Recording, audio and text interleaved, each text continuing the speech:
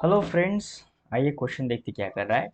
Two identical charge sphere suspended from a common point by two massless strings of length L are initially at the distance d, which is very less than 1, apart because of their mutual repulsion. The charges begin to leak from both the spheres at a constant rate. As a result, the spheres approach each other with the velocity v. Then v varies as a function of the distance x between the sphere s. देखिए, बड़ा ही simple सा सवाल है। सबसे पहले देखिए, हम diagram यहाँ इसका निकाल लेते हैं अच्छे से। तो यार फिक्स पॉइंट, उसके बाद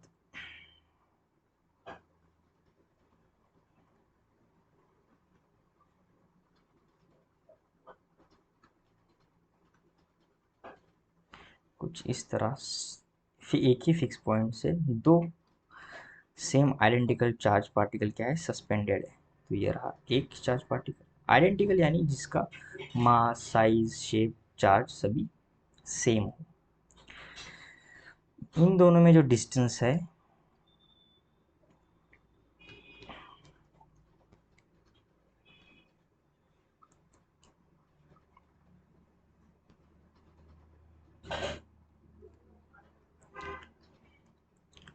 इन दोनों में जो डिस्टेंस है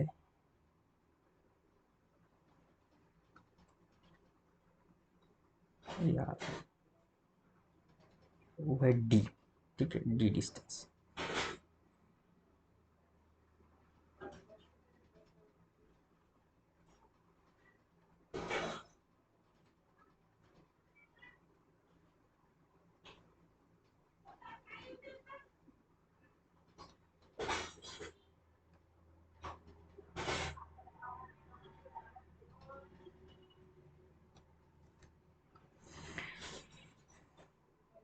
ये जो डिस्टेंस है यहाँ से यहाँ तक डी है, इसे मैं x/2 मान लेता हूँ, इसे x/2 मान लेता हूँ। ठीक है, ये जो एंगल होगा ये होगा थीटा। मास की वजह से यहाँ पे टेंशन आएगा। ठीक है, यहाँ से इस डायरेक्शन में क्या होगा, आइडेंटिकल होने के कारण एक रिपल्शन फोर्स आएगा। नीचे आ जाएगा mg मास की वजह से। ऊपर की तरफ जो टेंशन के कंपोनेंट्स हो गए, दो ब्रेक हो जाएंगे कंपोनेंट्स। ठीक है,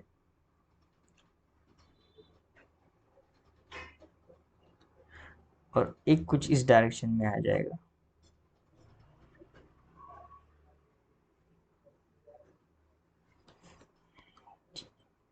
ये भी एंगल होता है theta, we know as a trigonometry. तो ये होता है टी कॉस थीटा, ये हो जाएगा टी साइन थीटा, ये हो जाएगा इलेक्ट्रोस्टैटिक फोर्स, ये हो जाएगा एच। दोनों आइडेंटिकल है, सेम चार्ज है, तो क्या करेंगे, रिपेल करेंगे। पर हो क्या रहा है यहाँ पे, इन दोनों का चार्ज लीक हो रहा है। लीक हो रहा है यानी चार्ज क्या हो रहा है, कम हो रहा है। अगर चार्ज कम होगा तो रिपल्सन फोर्स कम कम होती जाएगा, और जैसे जैसे कम कम होती जाएगा वो दोनों फोर्स, दोनों आइडेंटिकल पार्टिकल्स धीरे धीरे क्लोज आते जाएंगे। तो जित क्लोज आएंगे तो कुछ ना कुछ तो वेलोसिटी होगा, वो वेलोसिटी हमें एक्स के प्रोपोर्शनल कितना है वो फाइंड करना है। अब लीक हो रहा है तो कांस्टेंट वैल्यू से लीक हो रहा है, यानी जो चार्ज का लीक है, यानी del q by del t. Charge का लीक होना विद रिस्पेक्ट टू टाइम एक कांस्टेंट है, जिसे हम C1 मान लेते हैं। और एक वैल्यू जो डी वैल्यू है, यानी जो डिस्टेंस बिटवीन दो पार्टिकल्स है, वो बहुत ही छोटा है 1 से। तो अगर छोटा है तो ये भी थीटा जो होगा वो वेरी स्मॉल होगा। वेरी स्मॉल, वेरी स्मॉल होने के कारण जो tan थीटा की वैल्यू होगी वो भी थीटा लिख सकता हूँ, और जो साइन थीटा होगा वो भी थीटा लिख सकता हूँ, और अगर cos थीटा है तो वो मैं 1 लिख सकता हूँ। ठीक है, आयन ये मैं फाइंड पता होना चाहिए। अब हम इक्वेशंस को फॉलो करते हैं। सबसे पहले T sine theta F E को बैलेंस कर रहा है, यानी इलेक्ट्रोस्टैटिक फोर्स को बैलेंस कर रहा है, यानी के क्यू स्क्वायर बाय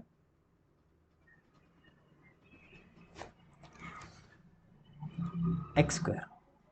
ठीक है, एक्स बाय टू दोनों मिलकर आएगा एक्स, क्योंकि हमें एक्स के टर्म में फाइंड करना है, तो मैं इसे एक्स बाय टू इसे एक्स मान लेता हूँ कंप्लीट।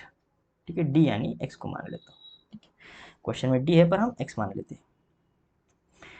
और जो टी कॉस थीटा है वो मास को बैलेंस कर रहा है, यानी mg। So from 1 and 2 we say, अगर मैं 1 and 2 को डिवाइड कर दूं तो ये हो जाएगा tan theta is equals to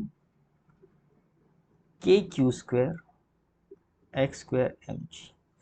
अब थीटा बहुत छोटे होने के कारण tan थीटा को मैं थीटा लिख सकता हूँ और थीटा को ही साइन थीटा भी लिख सकता हूँ।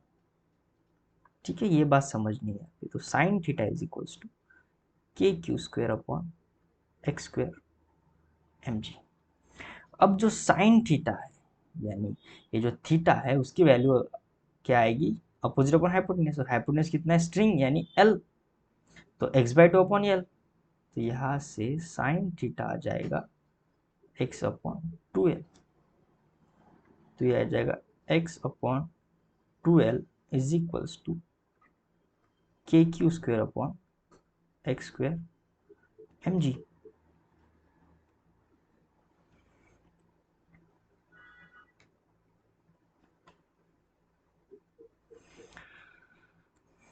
सो हम इन सभी टर्म को इस साइड लेके जाएंगे तो ये आ जाएगा x cube m g upon two l k is equals to q square. So therefore q is equals to m g by two k l under root, taking under root both side, x cube का under root. अब ये जो value है ना under root m g two k, एक constant value, देखिए ना M भी कॉन्स्टेंट है, मास तो कॉन्स्टेंट है, मास तो बदल ही नहीं रहा। जी भी कॉन्स्टेंट है, gravitation constant, I mean gravitation acceleration भी कॉन्स्टेंट है, टू भी कॉन्स्टेंट है, के की वैल्यू भी कॉन्स्टेंट होती है, और जो लेंथ है स्ट्रिंग की वो भी कॉन्स्टेंट ही होती है। तो ये तो कॉन्स्टेंट है जिसे मैं नाम दे देता हूँ सी। क्या दे देते हैं हम, सी कॉन्स्टेंट है, क्योंकि हमें देखिए प्रोपोर्शनल में क्वेश्चन गिवन, क्वेश्चन का आंसर फाइंड करना है, वी डायरेक्टली प्रोपोर्शनल तो एक्स वन बाई टू है या फिर एक्स के प्रोपोर्शन है, तो कांस्टेंट की कोई जरूरत है ही नहीं, तो हम इसे सी मान लेते हैं। Under root x cube under root को हम लिख सकते हैं x S to the power 3/2। ठीक है, ये रहा हमारा इक्वेशन 3। इसे मैं डिफ्रेंशिएट करता हूँ, क्या करते हैं हम, differentiate with respect to time.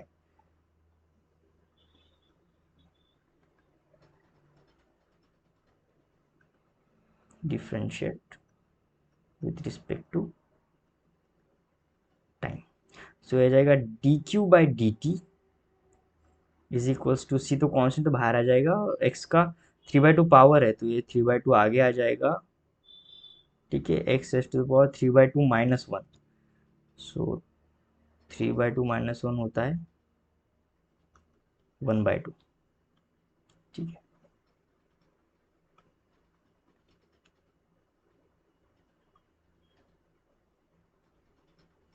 तो आ जाएगा 1/2 d x by d t के बराबर। ठीक है, इतना डिफ्रेंशिएशन तो हमें आती है। अब del q by del t जो है ना वो भी देखो यहाँ पे हमें गिवन है, क्या है, C1, वो भी कांस्टेंट है। So C1 is equals to C 3/2 x S to power 1/2, और d x by d t को हम वेलोसिटी ले सकते हैं। देखिए एक्स डिस्प्लेसमेंट है और डिस्प्लेसमेंट का डिफरेंशिएशन विद रिस्पेक्ट टाइम क्या होता है, वेलोसिटी होता है। सो फर्दर इसे सॉल्व करेंगे तो सभी टर्म को हम उस साइड लेके जाएंगे, यानी C1 upon C 3/2 x S to power 1/2 is equals to velocity. अब ये जो C1 भी कांस्टेंट है, C भी कांस्टेंट है, 3/2 भी कांस्टेंट है, इसे हटा देते तो therefore V is equals to आ जाएगा 1 upon x S to power 1/2।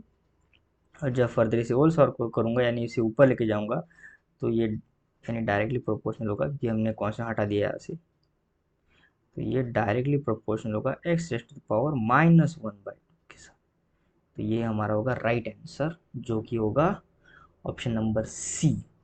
कितना इजी सा सवाल था, और अच्छा सवाल।